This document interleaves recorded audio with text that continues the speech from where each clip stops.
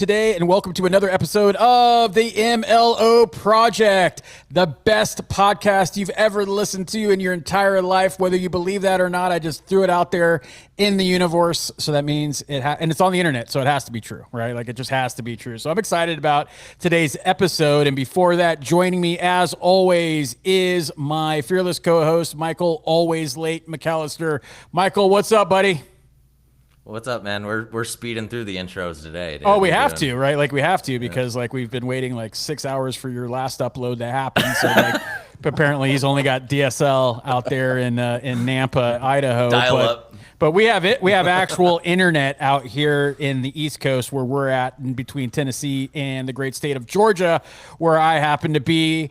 And guys, so I'm excited for today's episode. We got another awesome guest, and this is actually the first time we've actually had a guest on that Michael and I have actually been able to interview together and have on. And as you guys know, the MLO project, because success is a project, growth is a project. And so when we're thinking about the loan officers and mortgage professionals that we want to bring onto this podcast, it's got to be around that. It's got to be about success. It's got to be about growth. It's got to be about, just kind of a different outlook. And so I couldn't ask for anything better than our special guest today. And that is my man, Brian Covey. Brian, what's up, brother? What's up, guys, man? This is a great way to spend the morning, and I'm ready to jam with you. And I've been looking forward to this. So I got to say, I'm going to put you up there. This is definitely one of the best podcasts out there. So we're going to make second it to yours, second to Brian's. Brian's is good too.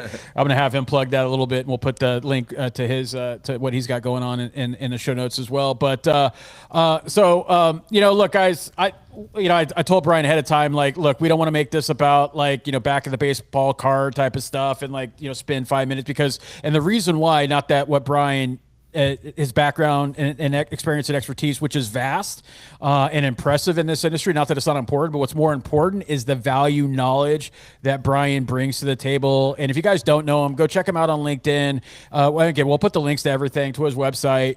Brian's, not only just a mortgage executive, he's a speaker, he's a coach. He does a lot when it comes, in my opinion, when it comes to like real thought leadership in the industry. And so, Brian, I'm just going to get right into it. We're going to get into opportunities and stuff. But before I do that, I know you just recently made a move in your career. So I want you to talk a little bit about that.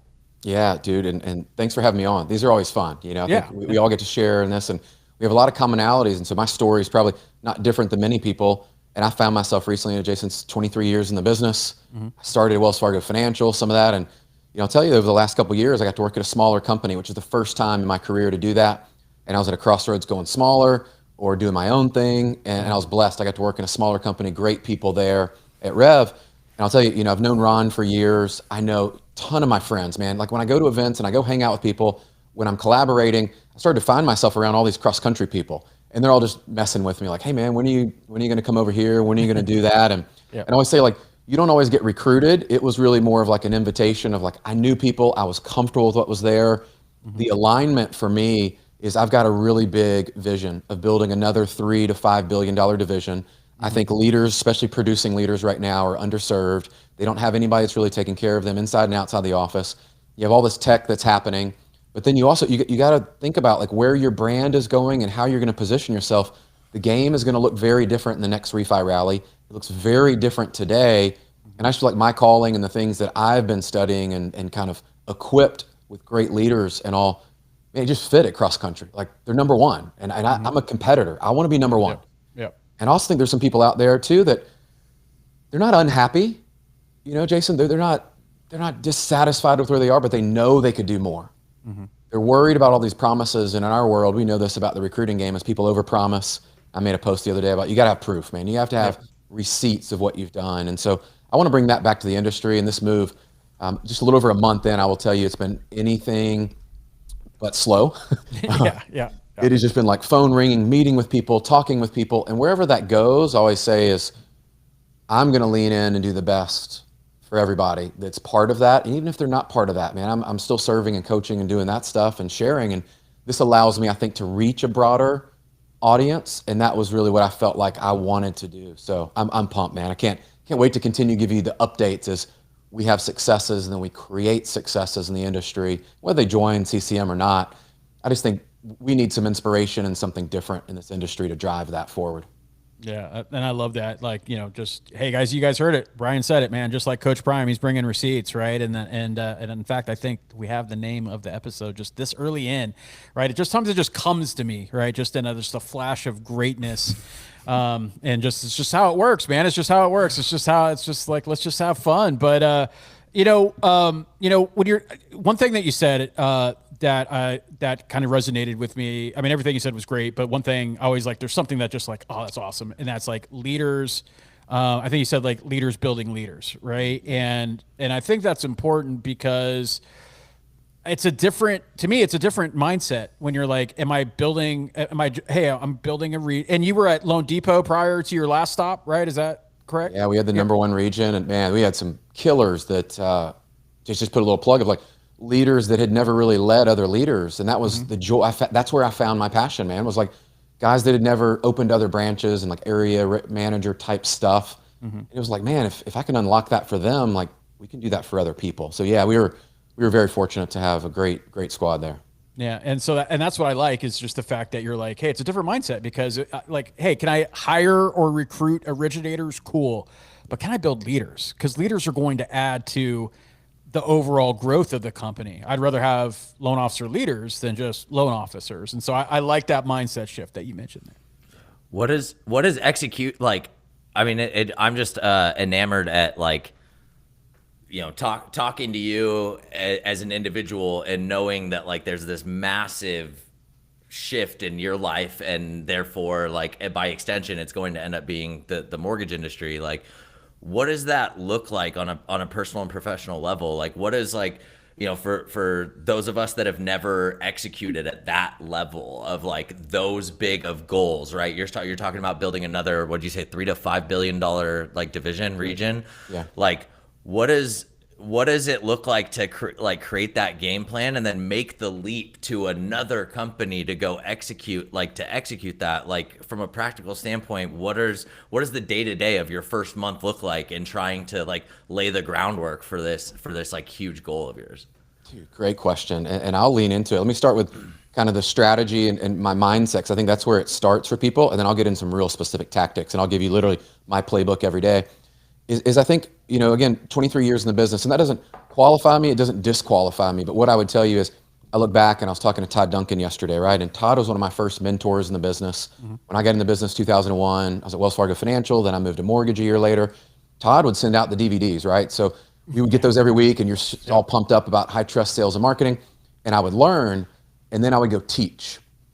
And so as I moved through my journey as a producer and then producing branch manager, like a lot of us do, and then you get these other roles and all that stuff, I look back and there were always mentors and coaches, managers, whatever you want to call them, that helped equip me. And so this leap for me, a lot of people have fear. They're really worried about what's there. And what I would share with you today, what you need to do, you need to look back on your past success. The patterns, the clues are all there of, I would say, if you can reverse engineer success, you can recreate it. Meaning, if you go back to your best months, your best years, what were you doing? Who were you around? What was the reasons why you succeeded? And if you can start to pull out some clues of that and go, okay, this is how I showed up. This is what my life looked like inside and outside of the office. Now I can recreate and basically reverse engineer success. And so I look back for mine is, okay, when I was at Wells, when I was at Movement, when I was at Lone Depot, and I go, what was working? Also, what didn't work? What did I not like doing? Where did I fail? Because I've got plenty of those receipts as well where I'm like, dude, I screwed that up. One the other day I was telling someone, I used to recruit to fill the seats. And I'll be the first one to admit, it was like I was just after numbers. I was after that number one. And I did it in such a way that I would attract people in I really didn't want to work with. And about 8 years ago, I said, I'm not doing that again. I'm going to work with people that I align with on our vision and our values. So kind of fast forward to this move. What it's looked like for me was I had absolute clarity, and it took me a while working with my coach, and I kept bringing up things like, this is what I like to do. This is what I want to do. Michael, what I would share is until people have real clarity, and for me, that $3 to $5 billion, I was sharing this with Todd, it's not just a random number. I've built a $2.5 billion region, so I want something bigger, which $3 billion excites me, but $5 billion's double. So there's a reason to that. So when people hear that number, they're like, oh man, that's great, that's cool. No. There's a reason behind that number. I have clarity about why I want to get there. And then I reverse engineer. What's the average branch look like? What's the average producer that we want to bring in? Because you can take the highs and the lows of that, but like, what's that middle ground of like, if I bring in 10 branches, 20 branches, what's that going to look like? And we can kind of move the data forward. So let's get into some tactics, because once I got clear on what that was, the alignment with cross country, love Ron, our CEO, got a bunch of friends here. That for me just feels like I'm at home already a month in. So great decision. Now what you have to look back to is where I started is I took my top 50 people that I've actually worked with. And I'm going to grab it just so you can see, like this is no BS. Like this is my sheet.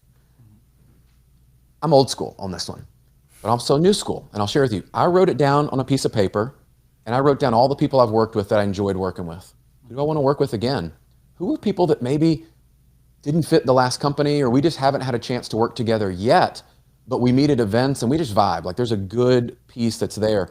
So you have to have a list. And if you're working with real estate agents, you're a producer, it's the same thing. Yep. And then I started going into the data, and I don't know where some of them are. And I started pulling up, okay, by their branch, NMLS ID, we have a tool to look that up. I can look at their branch, LOs, who's there. I'm like, okay, where are they? What are some trends? What's their business look like? Are they up or down over last year?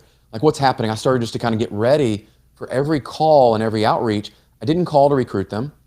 And I do have some scripts, right? I've worked with Richard Milligan for years, and I'm actually gonna be coaching with Richard's group. And so everybody's like, I'm always the guy that I'm gonna reach out and tell them straight up front, is like, I am not recruiting you. That's not the purpose of this.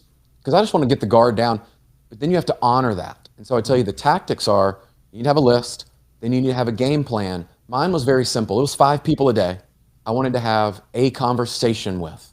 Now on top of that, I'm also sending out 5 messages, either video messages, DMs, or text messages.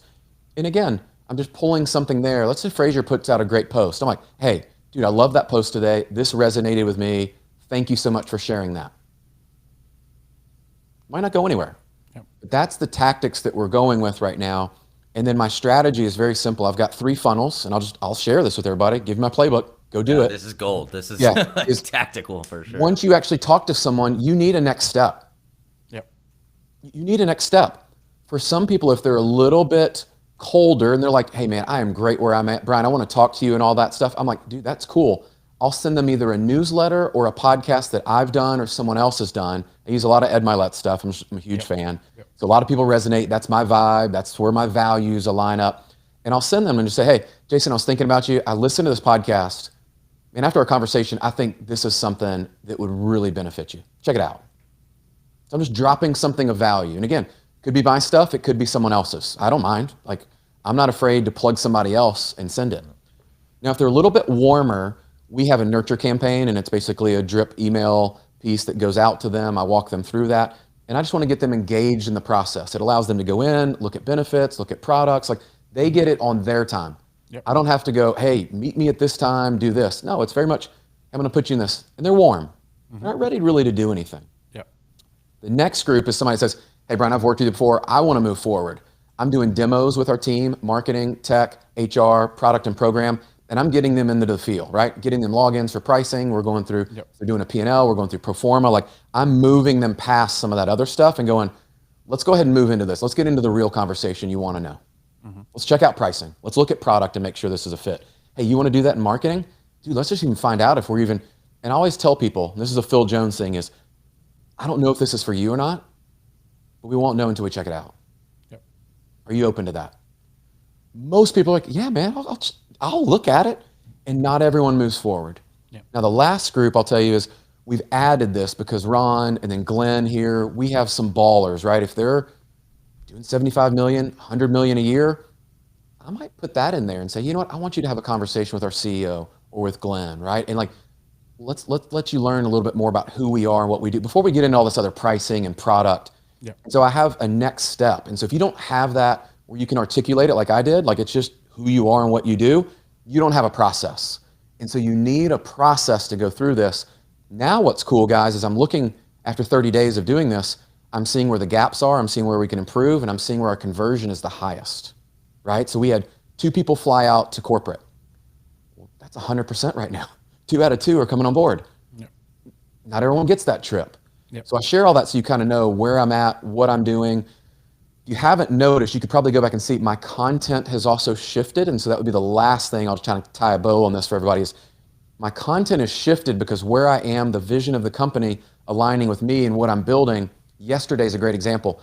Go look at the post I did yesterday and it was, hey, let me reintroduce myself. If you didn't know, this is what I do. And I thought, man, how often do we think people know what we do and are going to remember us and go, oh my gosh, I got a referral. I'm going to call Michael, right? I'm going to call Fraser. I'm like, they don't know what we do. And yesterday alone, I had 5 people reach out and they're like, well, that's really cool. I didn't know you were building a division and like what markets are you opening in and all that. I'm like, I just want to clarify who I am, what I do, and the vision. That will attract some people into it. Not a silver bullet, but that's where I think we need to lean in. And I can tell you guys, as a result of that, I'm going to do that more often because I know maybe 20% of the people in my network even saw it, if I'm lucky. Yep. So I need to lean in. My content strategy has changed around this, and it's just going to complement what I'm doing on the actual outreach and the speaking I'm doing, the events I'm going to. Those are all just parts of this. And that's I like am just so I don't know if impressed is the word, but it's like what's crazy to me is how in alignment these activities are with what like an individual producer trying to grow their business is. And like you're just rolling your sleeves up and getting to work. It's like it doesn't really look that different. Your 30 days, what you're doing and trying to build a $3 to $5 billion region, like other than who your target audience is, it doesn't really look that different than somebody who has aspirations of being a $25 million a year producer. And go into a new company and what their first 30 days should look like. That was really cool. Appreciate that you sharing that. Yeah, I love the fact that, so 2 takeaways from that. One, the biggest one was like, you don't lead with commodity, right? And that's what a lot of, when you see the post on here, because we all see it, right? We've been in the industry long enough where, and we know who they are, right? Like they're like, what is it? It's comp, it's pricing, and it's at the end of the day, that's all table stakes, right? Like, and yes, everything, not all pricing's the same, not all products are the same, but ultimately it's like, why you want to lead with the same story that you get at any mortgage? Like, does every lender do loans? Do they have pricing? Do they have products? Right? Do they pay a comp? Yes, what that is. But ultimately, you're leading with a conversation about growth, right? And you're attracting them. That's what I loved about the reintroduction. And I was going to say something, but you had already kind of mentioned it. Is that like we're lucky if a very small fraction of our overall followers or connections on Facebook actually see, or Instagram, whatever network, see that post. And so we always think, well, I just posted this. Yeah, but not everyone saw it. And I loved when I saw you post that. I was like, yeah, let me reintroduce myself and do all that other stuff. And it's good because it tells a story and it shows like, this is what I'm doing. And I think the conversations that you have, and I know that's how I've always been like every successful team that I brought on either to my own company or when I've consulted with other companies to help them with messaging and stuff, has always been through attraction. It's never been through like, hey, we have this, come here. Can you get people that way? Like you mentioned, like I was attracting people that necessarily weren't really like the people I wanted to work with. Not that they were bad, they just weren't my type. And then, I could get those all day long, but like, is that really what I want? Or do I want to let everyone know, like this is the vibe, this is the theme, this is what we're building. I'm not going to lead with like the McNuggets. I'm going to lead with like, this are the goals, right? Like this is it. This is the meal at the end. This is what we all came for. This is the banquet, right? Like I'm not just trying to feed you up what everyone else is. And that's what I like it. And then I also like the fact that, there's a purpose behind it. Right. And so whether it's old school or not, it doesn't really matter. What matters is that there's an absolute, and I know I'd be surprised if you didn't, and we're both in Arate. So like, we know it is, but like, it's like, it's definite purpose, right? Like, Ed talks about that a lot, right? Like it's a definite purpose, right? Like he may not be the smartest guy, he may not be whatever, but he's got a purpose, right? He's going to live up to that purpose. And that's what I see comes through in your content and the conversations that we have.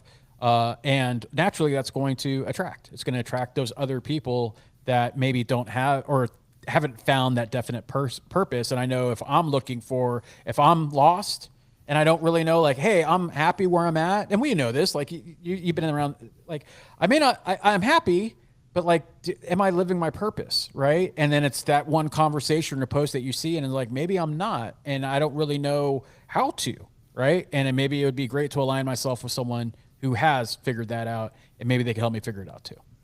That's the ticket, man. This is like, I talk about proximity all the time, and what I share with people is what they uniquely get with me is as I've looked back, like what do I uniquely offer? And I think everybody should ask themselves that question. You talked about like being a commodity. Let's be real. Like whether you're a loan officer, branch manager, area manager, whatever your role is, we've allowed ourselves to get commoditized because a company or the role in the industry has said, this is what you do, this is who you are. And I've just said, man, like I don't fit that box. And that's cool. Like that doesn't work with everybody.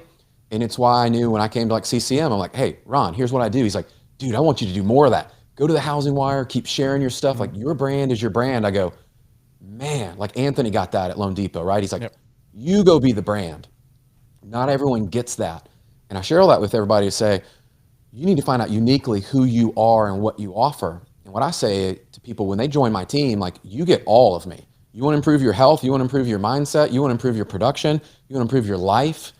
Like, dude, I've been through some stuff that we could open up a book and go, you want to look at my first two kids were born in 07 and 08 and I lost my job and we lost everything. And then since then I've had battles dealing with politics inside of companies and dealing with all the things there. I'm going, if you want somebody that's been like battle tested, that's who you need in your corner. So if you're a producer or a producing branch manager, I have regionals reach out to me all the time. Like they have no one to talk to. Like, call me. Like I've been there. I can relate to you and what's there. But what they know is, Jason, you brought this up, is I also surround myself outside of the industry. And that would be my challenge to everybody is going to being a part of Arate. And then I'm a part of another group with Growth Stack Drive with Ken Jocelyn and those guys. Brent Gove's, number 2 guy at EXP. Like there are groups that you need to be a part of that are not just in your industry, because you know this, on those Wednesday calls, I will take something and go, like nobody's talking about that in mortgage. Yeah. We need to, that will actually help us. And I think we often get locked in our own industry.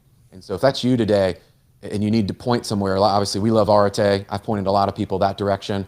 I think for the money and everything that's there, awesome. Of course I've been coaching with Ben Newman for years, and like, you need people outside your industry to get perspective. Yep. And then that's going to uniquely equip you as a leader or producer or whatever. When I'm meeting with someone, what pours out of me is what I'm learning and my experience and my value. You don't do the reps and you don't do the work, you don't have much value to offer. Yep. So fix that and watch how your network and people start to know you for who you are and what you do. Oh, yeah. Love it. Fraser, you got another.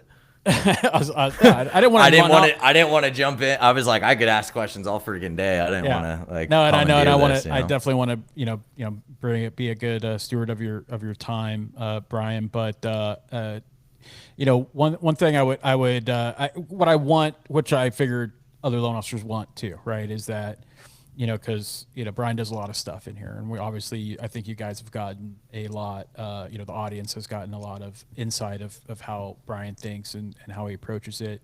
If I'm an originator today and I'm looking for, like, what's my greatest opportunity, right? Like, one is like, out of the originators you talk to, and like me, I know you talk to hundreds of loan officers a month. And what would you say? One is like, what is their biggest opportunity? And what do you see that's holding them back from achieving that? Ooh, okay. You cool if I share something I'm working on? Go for it. Okay, so I came up with this, and this has been in conversations with a lot of people in the past few weeks, where I was out in California with Cindy Ertman's mastermind, which was fantastic. And then I was in Dallas, Neil and I, dinner together, and Wally, and you came up with Todd yesterday. And I'm like, okay, this has come up like 5 or 6 times. And it's this concept of, it used to be about who you knew. Your Rolodex, who's in your phone, could you call people there? And I really believe that whole thing has changed. Now it's about who knows you. So it used to be about who you knew. Like, do you know people in your market? They always say, hey, Jason, do you know the top agents in your market? Yeah. Guys, that game has changed. Yep. And I'm just telling you right now, if you don't have the personal brand, you don't have people that know you. Why I did the reintroduction is people don't know really the real Brian, like what I'm doing and building.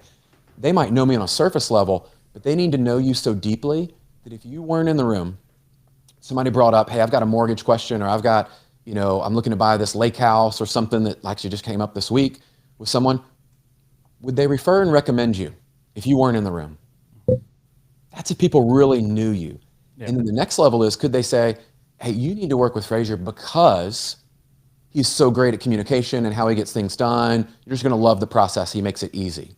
And so I'm going to be sharing this framework, but it's one of those things, guys, this is trust at scale.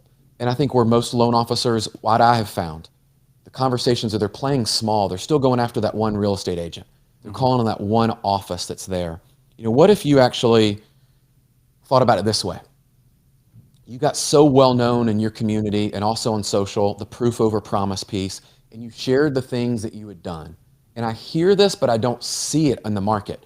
What are the success stories? Instead of posting that you had a closing, could you tell me about what their story was? Yep, They never thought they 100%. could buy a home. It's their first time. Like, we know this stuff, but how few people are doing it. Yeah. And if you want to do this at scale, you can do it at video. If you don't feel comfortable in video, do it in written form, like take the pictures, but please, I implore you, tell the story. Yes. Okay? Like if you close 2 loans or 20, I don't care. Tell me about the story of who you helped and really kind of tie in the message of, hey, if that's you and you thought you couldn't buy because you didn't have enough money to put down, please give me a call, because I help people every day accomplish this, and we come up with a strategy. And whether it's today or in a year, we're going to help you get you ready to buy a home, right? Like, don't sit on the sideline. Whatever your message is, good grief, you have ChatGPT to help you write the stuff. Like, Yep. we don't have excuses anymore. Yeah. I'm going to put that out there. So I came up with this. I'm going to give you this like 4-part, because I love frameworks and things for LOs. And it's called KNOW. So KNOW. K is keep showing up with value, consistently, earn their trust, be that person they remember. N is nurture real relationships. And so that would be the challenge of loan officers today, Michael. What I would say is go back to everybody you've worked with in the last year that you've at least, they were on the listing side or buyer side, and are you nurturing that relationship? And I don't mean calling and texting. Like, have you sat down with them? Have you spent some time doing something fun together? Have you done an event together? Like, nurture that relationship. O is own your message in your lane. I've got a great guy that I coach and work with, and he has a ton of DSCR. Dude, he dominates. That should be your lane. Hard money lenders, people out there that are able to send you those referrals, like financial advisors, own your lane, own your message. The last one, win advocates, not just attention. Too many people are still in this game, and I was guilty of that early on. I was like, I wanted the likes, I wanted the follows, I wanted all the stuff. When you shift the game, do you create advocates? I have people now, and this is not to flex or brag, but it's like, I want to tell you, like, the hard work does pay off. Is I have people in rooms saying, you need Brian to speak there. Just this week, I had people asking, hey, will you coach this person and help them on my team? Because, like, I think you're the right person to help them. Like, I'm not even, I don't even coach. I only do it for a select group and people. Are people referring you when you're not in the room? Do you have advocates out in your marketplace that are helping you, like ambassadors, that they're like, dude, you got to work with him. No matter what you decide to do, you just at least need to connect with Brian for whatever that is. And then the last strategy I would kind of put all this together is, I think podcasting, newsletters, social that we're doing there, showing up to events in person is huge. People want experiences. So can you create those? If it's 5 people or 50 people, can you create an experience in your market where you bring people together and start thinking about creating your next advocate? Not just a referral partner. I think advocates are the way that this is going to go, and loan officers can figure this out and do it at scale. You'll dominate. I think there's going to be a massive separation. Do you feel like on the advocates piece that the storytelling is the best tool for creating those advocates? Is that what I was kind of picking up? Like, that's the biggest like practical piece for building the advocates is leaning into that storytelling component, or what are some other ways to build advocates in the market? Great pickup, Michael. So this is where, Renee teaches us a lot, right? So plug for Renee is a lot of us are still speaking from here. It's the same thing if we speak with rates, we speak with products, we speak how fast we are. And I see that stuff and I'm like, that is garbage. Let's be real. You didn't move me here at all. We have to move people here and then to here to make their decision.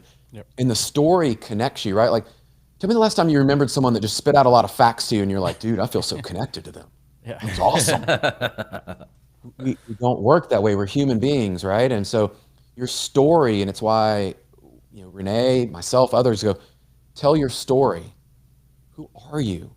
What have you overcome? What are the things that you've done? And by the way, tell other people's stories that you helped. Make them the hero, and you're there. But I think If you can't tell a story and connect people to you, you're going to be a transactional loan officer forever. And that sucks, dude. Like, that's the roller coaster hamster wheel where you're like, I don't know why people aren't referring me. And it's like, because you're a transaction. Yeah. And a transaction's nice. But do you really want to go back and experience that? Like, think about a great restaurant you go to, and it's one of those, like, if it was transactional, the food was good, the price was good and all that, but you didn't have a real connection and experience. What if that waiter and that person there actually took time to get to know you a little bit, spend a few minutes with you, talking with you, like there was a connection? You know, we always try to create that, like asking their story. They ask our story. A lot of times they'll reciprocate it. Do you know your referral partners and you're creating advocates? Do you know their story? Because if you know their story, then you can start to tell your story and you will be connected, right? And I'll just give you this one example. Yesterday, I put out there that I was a bass player. I've been playing 30 plus years, right? All this kind of stuff. I had a couple people reach out to me and they're like, dude, I didn't know you played the bass. I'm a drummer. I play guitar, you know, and all this. That's a real simple thing. Like, that's not me being vulnerable. That's not me telling something private. That's like, dude, I'm a bass player and I'm proud of it. Yeah. Who are you? What do you do? Like, why should I care? Like, what's your story? So yes, and thank you for picking up on that, because if we could move more people into that, I think you would actually then connect. Out of the 8 billion people or whatever that are out there now, like, you'd connect with your tribe and you'd build advocates faster than you've ever seen. Because that's how trust gets built. Is I want to know you and know your story. As imperfect as it is, it's all good, man. None of us are perfect. Love that. Yeah, I couldn't actually. I think that's like the perfect way to kind of wrap this up, because I don't want to go any deep, because that was like that was it. I don't want to take away from that, because everything that you said there is stuff. As a coach, it's the thing that I say. I think I caused a little bit of, as I tend to do, I caused a little bit of a murmur, because I posted like, hey, nobody cares about how many families you served, right? They care about how big of an impact you made, right? And I said, look, it's not about throwing your volume or families out there. I get it. But at the same time, I'll tell you that if you focused on like, oh, you helped 10 families, great. What about if you told me 10 stories of impact that you made in those people's lives? I mean, even one, right? I mean, you could have a post at the end of the year that's 137 families served this year. That would be 100% like dwarfed in comparison for engagement and value to your business by one freaking story of, the tough deal that you got done at the closing table and what it meant for their family and shit like that. I mean, it's like no comparison. Even as we talk about it, we know that, Yeah. And so, I just want to wrap with that, because that was perfect. I want that, what Brian just like ended us with, I want that to resonate. I want that to be the last thought, because I think that is going to be your biggest impact that you're going to have in your business, loan officers that are listening. And connect with Brian. Like I said, I'll put all the links of Brian. Is your website good, Brian? Is that where you want people to go? Is that?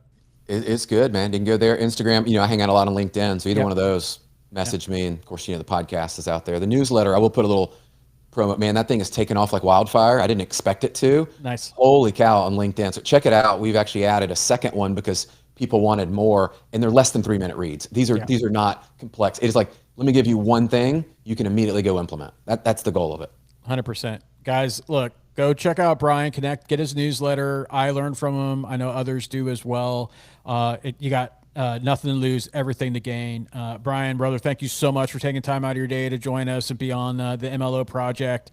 Really, really appreciate you just kicking down knowledge and adding. This was fire episode. Love it. Good. Man, I appreciate you guys. Always an honor to share. I say that's our job. I think it's our call. We need to give back, and inspired one person. Great. Awesome. All right, my friends. Well, on behalf of Mr. Covey, Mr. McAllister, I am Frazier. This was another awesome episode of the MLO Project, powered by Empower LO. And guys, look, I don't know how we're gonna up this one, because we want every episode to be better than the last one. I don't know if we're gonna be able to do it, because Brian really brought the fire today. But guys, check us out, give us a review, give us feedback, and we'll see you on the next episode. Take care.